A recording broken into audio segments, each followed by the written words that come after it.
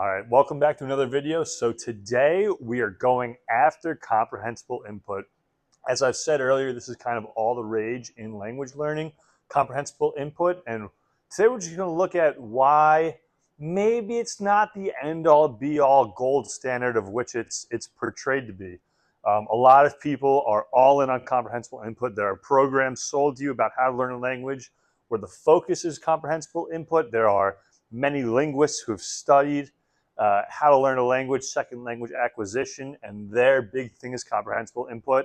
Today I'm saying let's pump the brakes, let's just hear out what some of these criticisms are, and maybe that'll change our perspective a little on comprehensible input. So right here I kind of have our three main criticisms. So the first one is comprehensible input, right? Comprehensible input is I plus one. So input plus one is how you learn a language, and you continually, your input needs to increase with your level, which then brings you to the next level, right? We said it in another different video, walking upstairs. So you can't get from level 1 to level 5 without passing to level 2, 3, 4, and 5. Well, how do we know where our level 1 is? How do we know what level we're actually at? Assessing and determining the exact point in which we should start or where we are can be very difficult. So that's a common criticism of comprehensible input.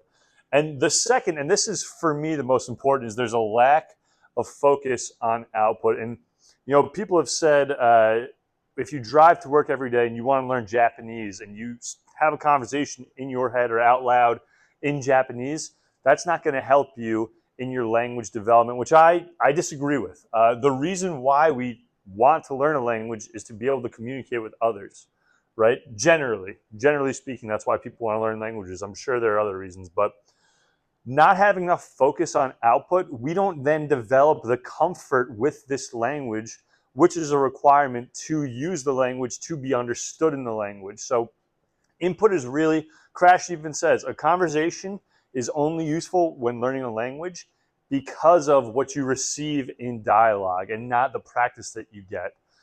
So there's really a strong lack of output, which I believe to be needed in language learning. And then the last one is it's very easy to gamify. So you can have 1,000 hours of comprehensible input, and if you do, but there's no output, again, when it's time to speak, you're not going to be prepared or feel comfortable enough to do that. So, you know, you see people online, they have 5,000 hours of listening in Spanish of comprehensible input, and where they go to speak and their level is, you know, really low. Or they can understand some of what's being said, but when it's time to produce that, it's just not there. So comprehensible input, incredibly important. I'm not here saying, you know, we ignore this. No, very important for language learning. Just keep in mind that there are other aspects of language learning that need to be replicated, done in order to use this language. There's 4 domains of a language: listening, writing, reading, and speaking. Why cut off 2 of those when we want to learn the language? All right. Thank you for coming out. These are the problems with comprehensible input. Any questions, drop them down below. Have a good one.